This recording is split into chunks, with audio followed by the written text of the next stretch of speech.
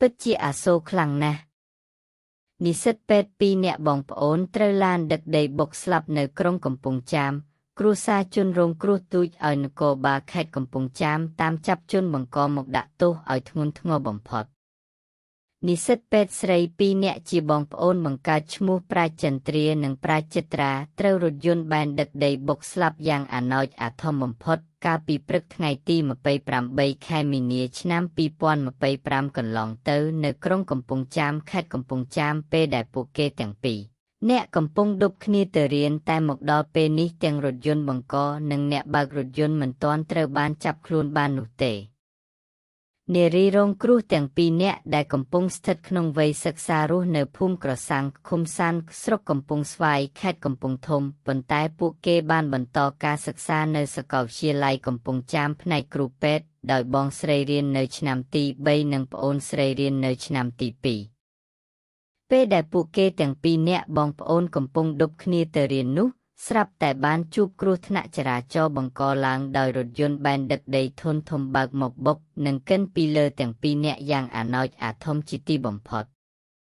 ក្រោយការហេតុភ្លាមជនរងគ្រោះទាំងពីរនាក់ក៏ត្រូវបានគ្រួសារដឹកបញ្ជូនទៅសង្គ្រោះនៅមន្ទីរពេទ្យបង្អែកខេត្តកំពង់ចាមនិងបញ្ជូនបន្តទៅកាន់មន្ទីរពេទ្យកាម៉ែតប៉ុន្តែមិនអាចជួយសង្គ្រោះពួកគេបានឡើយពលមច្ចរីនៅតែឆក់យកអាយុជីវិតពួកគេទាំងពីរនាក់ដោយគ្មានក្តីមេត្តានោះទេ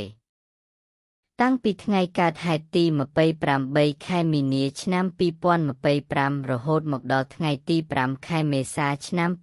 2025មន្ត្រីនគរបាលចរាចរណ៍ក្រុងកំពង់ចាមនិងស្នងការដ្ឋាននគរបាលខេត្តកំពង់ចាមមិនទាន់រកឃើញរថយន្តបង្កនិងអ្នកបើករថយន្តបង្កនៅឡើយទេបើទោះបីជាមន្ត្រីនគរបាលចរទាំងនោះមានភស្តុតាងជាកាមេរ៉ាសុវត្ថិភាពមានសាក្សីបានឃើញផ្ទាល់និងបានឆ្លើយបំភ្លឺក្នុងហេតុការណ៍នោះក៏ដោយបើតាមសាក្សីនិងការឆ្លើយបំភ្លឺនានាបានបង្ហាញថារថយន្តបង្កពាក់ស្លាកលេខស្វាយរៀង31660បើកបរដោយឈ្មោះញ៉ាចិន្តាភេទប្រុសអាយុ25ឆ្នាំមានទីលំនៅភូមិពាំងព្រះលក្ខឃុំត្រពាំងព្រះស្រុកព្រៃឈរខេត្តកំពង់ចាមជននេះជាអ្នកស៊ីឈ្នួលបើកឡានដឹកដីឲ្យម្ចាស់ឡានឈ្មោះហេងដុល្លាររស់នៅក្នុងខេត្តកំពង់ចាមដែលបានព្យាយាមលាក់រថយន្តរបស់ខ្លួនហើយមកដល់ពេលនេះសមត្ថកិច្ចមិនទាន់រកឃើញរថយន្តបង្កនិងអ្នកបើករថយន្តនោះទេ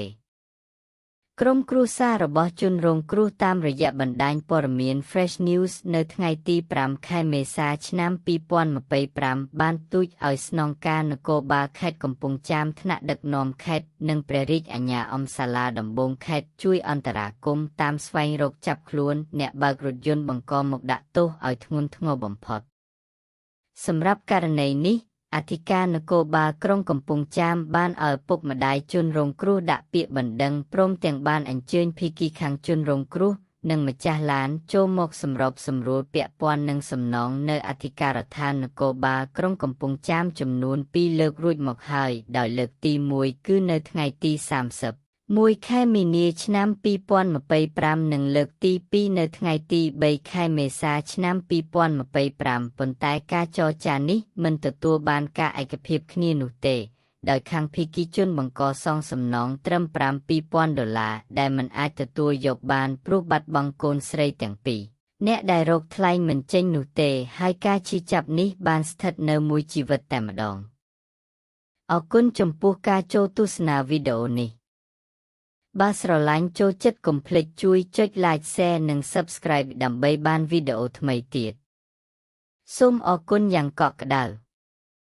Thank you so much